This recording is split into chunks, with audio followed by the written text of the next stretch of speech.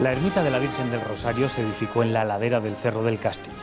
Este santuario aparece citado, junto con su cofradía, en las relaciones topográficas de Felipe II en el año 1575. En el capítulo 51 se refiere a la existencia de la iglesia y también otras ermitas.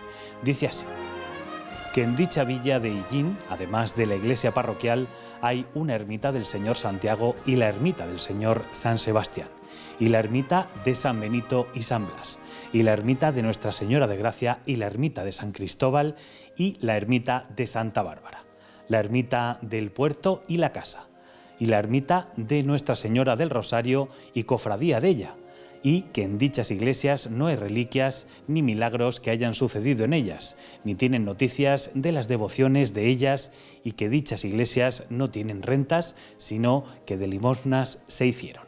Aquí comienza la Feria Antigua.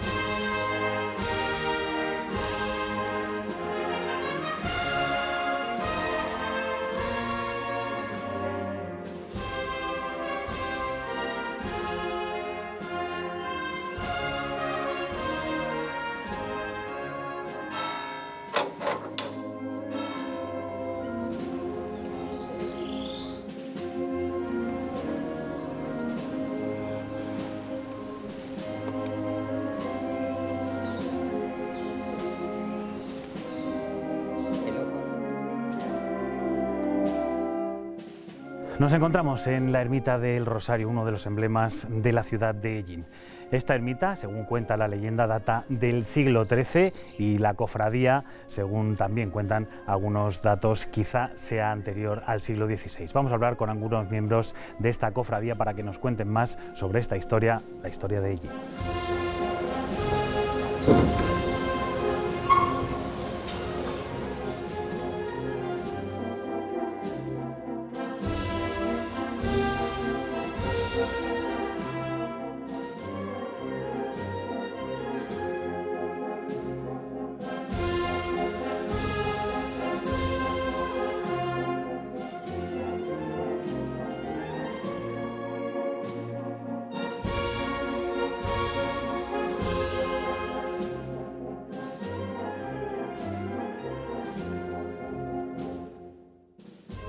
Ya hablamos con José Mayordomo y secretario de la cofradía sobre esta ermita, uno de los emblemas de Illín, como hacía yo en la presentación. No entenderíamos Illín, ¿no?, sin esta ermita, ¿verdad?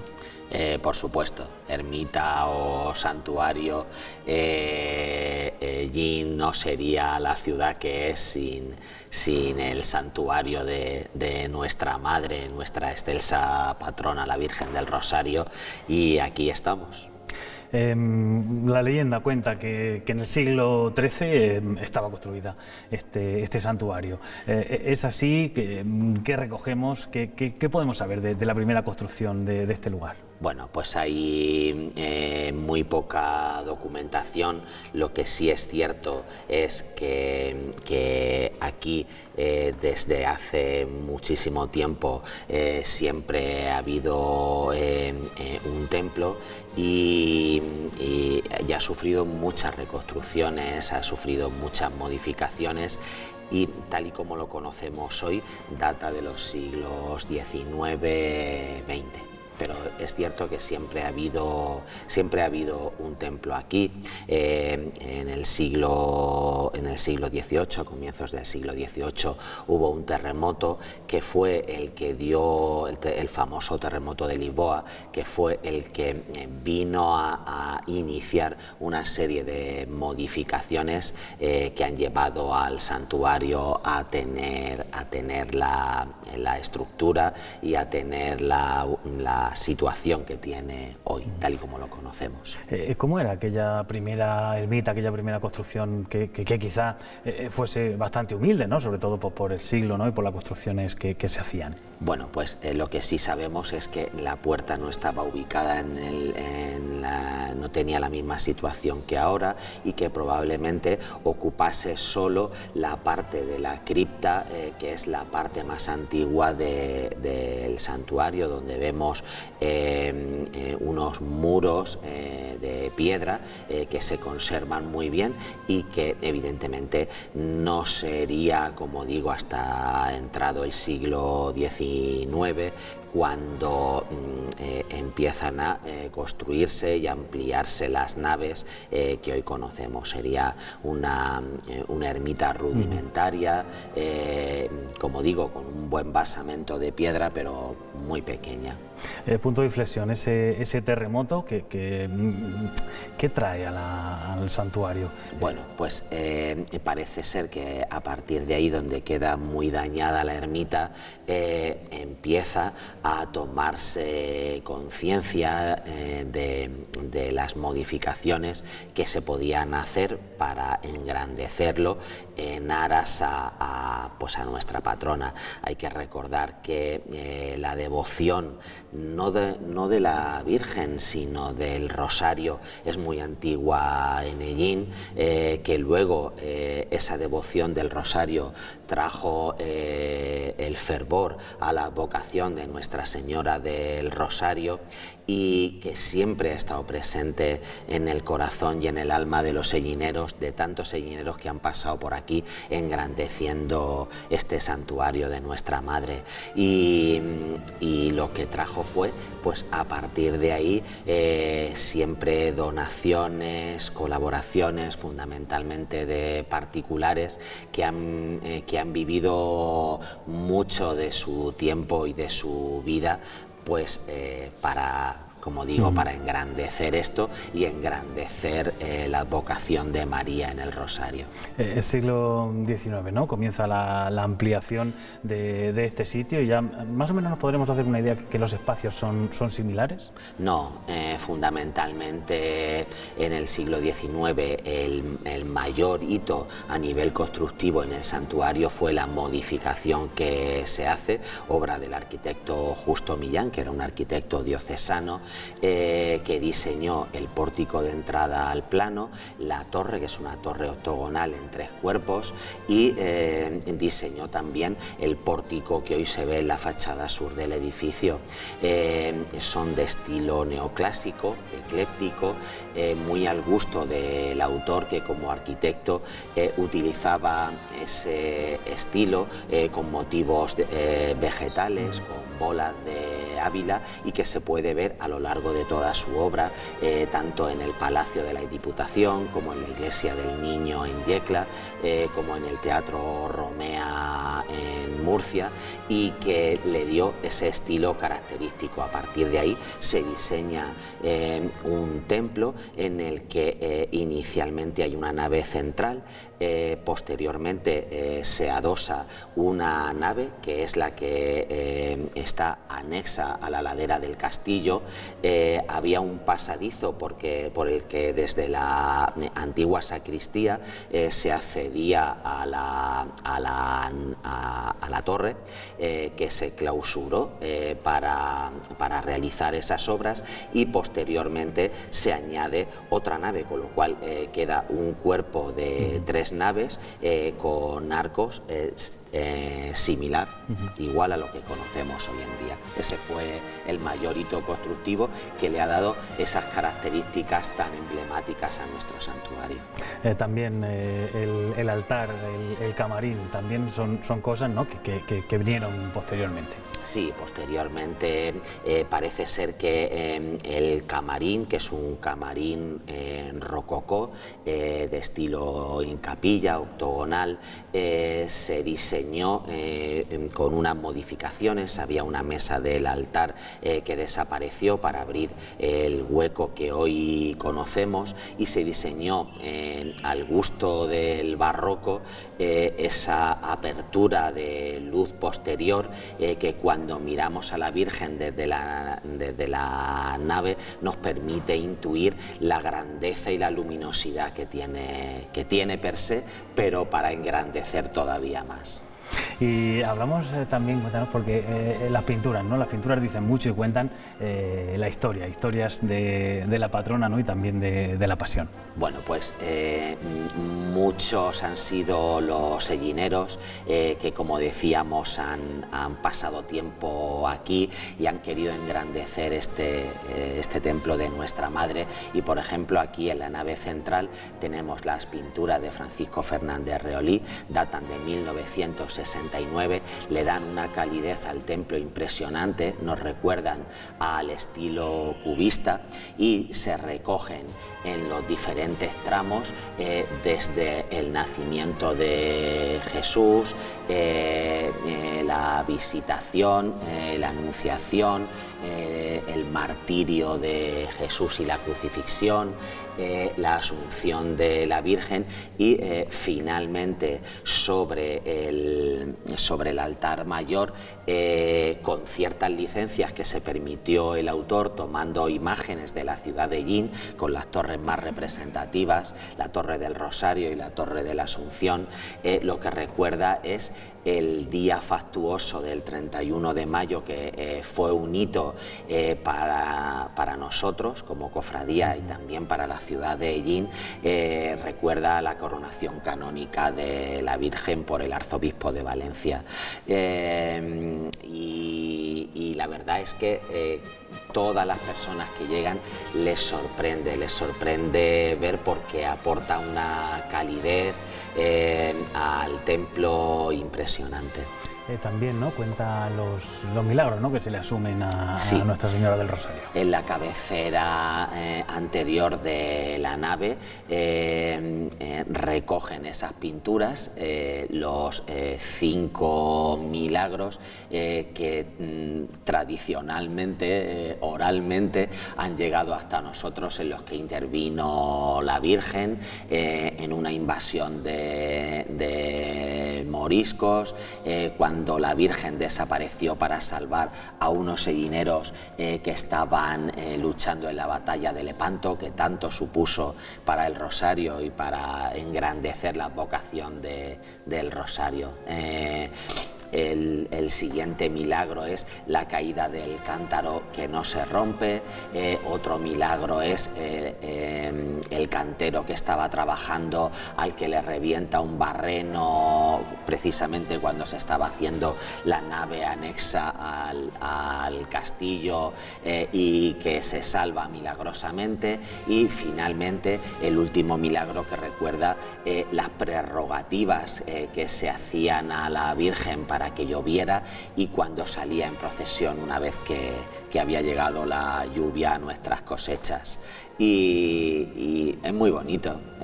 Invito a aquellos que hayan venido al santuario otras veces pero que no se hayan fijado, en que se fijen, porque la verdad es que son muy bonitas. El rezo del Rosario arranca con el periodo de la Reconquista. En la ciudad, este proceso llegó en 1266, quizá en el momento en el que también llega la devoción del Rosario, con el ejército cristiano acompañado de frailes dominicos, quienes difundían el culto a esta advocación mariana. En el siglo XVI fue erigido el templo en su honor, y a finales del siglo hay documentos de la existencia de una importante cofradía bajo su patronazgo. El santuario está lleno de curiosidades y una de ellas la tenemos aquí. Aquí veis un esmalte de Zuloaga, Esperanza Zuloaga, prima del pintor Ignacio Zuloaga, que donó a la cofradía y que en su día se incrustó en este sagrario. Son pequeños detalles que desconocemos mucha gente de Ellín, y se le puede calcular que la fecha de donación pues podía ser a principios de los años 1900, porque la autora falleció en 1937. Como veis, es una maravilla y es una joya de la que el santuario cuenta y que queremos que la gente de Ellín también lo sepa y lo conozca.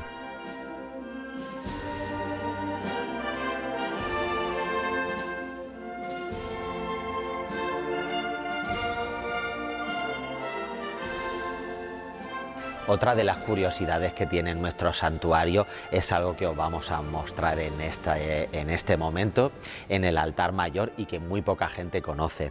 Es una inscripción que reza así: empezó a labrar este retablo Rafael Millán Álvarez de Hellín el 16 de agosto de 1947 y terminando su dorado el 11 de mayo de 1948. Lo policromó y pintó el pintor Manuel Muñoz Barberán de Lorca, todo a expensas de don Antonio Millán Pallares.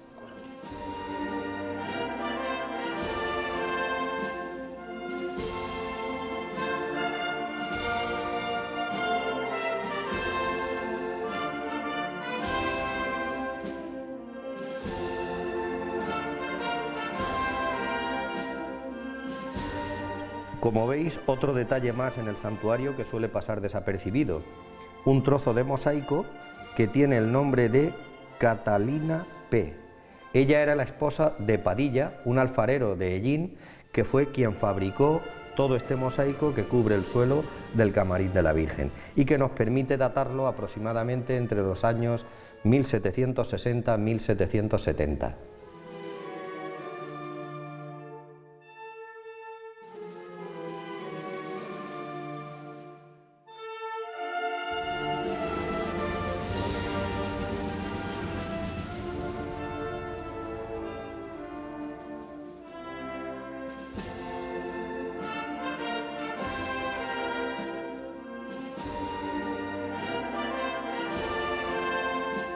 Y hablamos también de los orígenes de la Cofradía del Rosario. Hay que diferenciar un poco, ¿no, José?, de Cofradía del Rosario, Cofradía de Nuestra Señora del Rosario, ¿no? ¿De dónde provienen esas dos nomenclaturas o esas dos instituciones? Bueno, pues parece ser que inicialmente lo que sí que hubo fue una Cofradía del Rosario, en atención al rezo del Rosario para engrandecer el rezo del Rosario como modelo para llegar a la vida de Jesús. No es, sin embargo, hasta transcurrida la batalla de Lepanto a principios del siglo XVII, hay que datar la batalla en 1571, cuando empezamos a tener documentos acerca de la existencia en Hellín de la Cofradía de Nuestra Señora del Rosario. Por lo tanto, hay que diferenciar entre la Cofradía del Rosario y la Cofradía de Nuestra Señora del Rosario, que recoge ya la advocación de la Virgen. Y Joaquín, tenemos un documento, ¿no?, que lo atestigua, que, bueno, por lo menos pudimos rescatar, ¿no?, o pudiste rescatar una fotocopia. Sí, hay un documento que efectivamente el original nunca llegó a nuestras manos, pero del que sí tenemos copia, fotocopia en aquel momento. Hay una copia en el archivo municipal, está datado en 1642, valorado en maravedíes el documento y escrito en castellano antiguo, que un señor llamado Bartolomé de Ras Masquefá hace un codicilo, que es una modificación de un testamento, y en ese documento él dice ahí que como mayordomo de la Cofradía de la Virgen del Rosario aporta de su patrimonio 2 bueyes para la celebración de la fiesta de la Virgen. Lógicamente estamos en la fiesta de la Virgen. Junto con San Rafael, la Virgen del Rosario se proclamó patrona en 1907, hecho que quedó ratificado en 1955 cuando se realizó la coronación canónica de la imagen ante el pueblo de Hellín. Aunque no está claro el autor de la imagen original, puede datar de finales mediados del siglo XVII o incluso XVIII, no se tiene muy claro, pero lo que sí que recuerda esta imagen, siendo un poco más baja, porque aquella imagen tenía 130 centímetros, es que la disposición del niño apretando con el brazo al niño hacia sí que tiene la Virgen era similar a la actual y de hecho, y eso sí que lo saben muchos hellineros, el niño que tiene esta imagen era el niño que portaba la imagen original en sus brazos. Para nosotros un hito importante fue la llegada de esta imagen el 29 de septiembre de 1939, acabada la contienda civil, que fue proclamada en las afueras de la ciudad, donde la junta directiva pidió a todos los sellineros que saliesen a las afueras a recibirla cuando vino de Madrid. Es obra del autor sevillano Fernández Andés, que tenía sus talleres allí, y antes de entrar en la ciudad fue a la finca que en Sierra tenía doña Remedios Marín Rodríguez de Vera, que era su camarera. Desde las afueras de la ciudad fue portada en hombros hasta pasando por el ayuntamiento, y llegó al Templo de la Asunción para empezar su novenario. Y también hemos vivido varios momentos, ¿no? Históricos importantes, ¿no? Ese nombramiento, ¿no?, de patrona de Ellín, alcaldesa eterna, ¿no?, y también pues la coronación, ¿no? Sí, bueno, fue declarada, es un hito anterior en nuestra cofradía y en la ciudad de Ellín. Como decíamos, hay diferentes hitos, aunque la advocación de la Virgen del Rosario es antigua y se conocía como patrona de la ciudad porque todos los sellineros la llevábamos y la llevaban y la llevamos en nuestro corazón. No es hasta 1907 cuando se nombra patrona de Ellín, anterior evidentemente con la anterior imagen. Hay otro hito que es una vez llegada esta nueva imagen en 1939, no es hasta 1949 cuando se declara alcaldesa honorífica de la ciudad, por eso lleva ese bastón de mando. Tiene algunos bastones de mando en función de la fiesta, en función del mes se le ponen unos u otros, pero siempre porta en su mano el rosario y el bastón de mando de la ciudad como alcaldesa. Y la coronación, ¿no?, también importante, ¿no?, ese hito que además vamos a celebrar dentro de muy poco. La coronación, otro momento importante, en 1955, sabéis, y está en la mente de muchos sellineros, que en 2005 celebramos el 50 aniversario, pero que estamos a punto de celebrar ya el 75 aniversario. El tiempo pasa muy rápido y la Virgen va a cumplir ya 75 años como coronada aquí en Ellín. Pues son muchos años de veneración al Rosario, a la Virgen del Rosario, y también de la creación de esta cofradía que mantiene un legado vivo de la historia de Ellín, también mítico este templo, este santuario, esta ermita del Rosario que todos reconocemos cuando la vemos en cualquier foto. Por eso debemos mantener nuestras raíces y sobre todo que duren mucho más en las generaciones futuras.